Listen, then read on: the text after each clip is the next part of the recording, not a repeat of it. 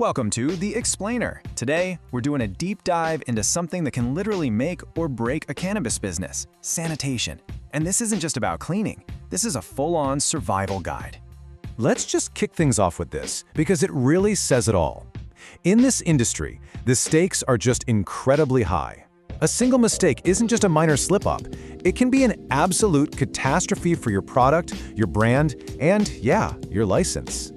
So we're going to frame this as a series of threats you need to be ready to defend against. We'll start with the big picture, then get into things like product mix-ups, dirty tools, the invisible dangers you might not even be thinking about, and finally, the most critical factor of all, you.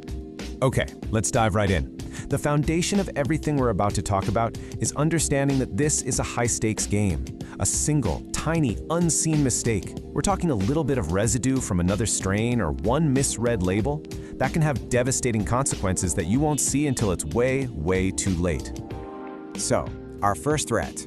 On the surface, it seems so simple, but believe me, it is incredibly costly. The good old product or strain mix-up. And this is not a minor error. A mix-up like this kicks off a disastrous domino effect. I mean, imagine selling a sativa as an indica. You just ruined a customer's entire experience. Or worse, an unexpected allergen leads to a health emergency.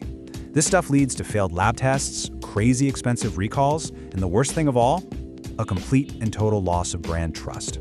So how do you possibly defend against this? Well, it's all about a strict, disciplined workflow. We call it the one-at-a-time protocol. You have to complete the entire process for one single product, from scooping all the way to the final label, and then you fully sanitize everything before the next strain even comes near the workspace. There are no exceptions. So just remember this. Accurate labeling and strict product separation, they aren't just suggestions you find in a training manual. Nope, they are the primary defense for your license. They're totally non-negotiable. All right, let's move on to our next threat. This is where we see how the very tools of your trade, your grinders, your scoops, your scales, can literally turn against you if they're not managed with extreme precision. Cleaning isn't just something you do when things look dirty.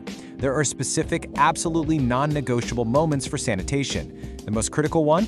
Between every single strain or SKU. That's how you prevent terpene and potency mix-ups. And of course, it goes without saying, if a tool hits the floor, its clean status is immediately reset to 0. Game over. Clean it again. Now this slide highlights a really crucial difference. It's not enough for a tool to just be clean. You need a system that is verifiably safe. A sanitized scoop sitting out on an open counter, it can get contaminated in a second. A proper system uses sealed, clearly labeled containers for both clean and dirty tools. It just removes all the guesswork.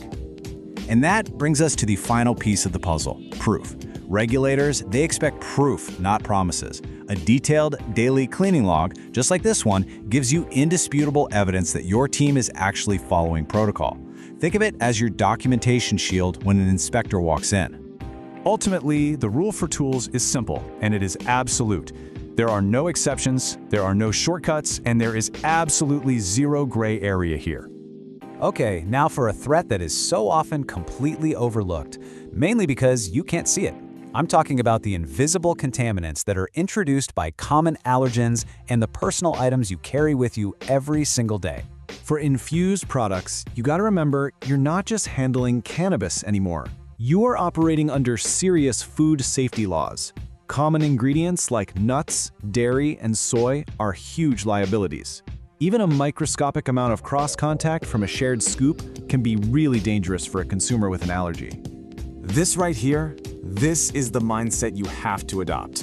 An allergen isn't just an ingredient. For someone with a severe allergy, one mistake can have extreme health consequences. You have to treat these ingredients with the seriousness of a biohazard. Now for the other invisible danger. Just take a second and really think about this question. What is the single dirtiest thing in the room with you right now? That's right, it is almost certainly your phone. The personal items in your pocket are what the source material calls germ bombs. They are covered in bacteria, allergens, and all kinds of gunk from outside the facility, and they have absolutely no place anywhere near open cannabis product.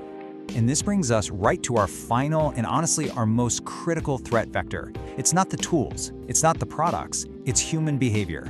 Your personal habits are the final firewall that protects the integrity of the product. Your gloves are only a protection if they are clean. The second you touch a doorknob, your phone, or a customer's ID with a gloved hand, that glove is no longer a shield. It's become a contamination tool. There are critical moments when you have to change your gloves, but that last point is key. If you have any doubt at all, just change them out. A really simple but super effective system for minimizing risk is what's called the clean hand, dirty hand method. One hand, or even one person, is designated to only touch the raw product, while the other hand handles only the final clean packaging. This is a great way to prevent oils and keef from getting all over the outside of the jar. Look, at the end of the day, a clean facility isn't about having a bunch of rules written down somewhere. It's about building a culture.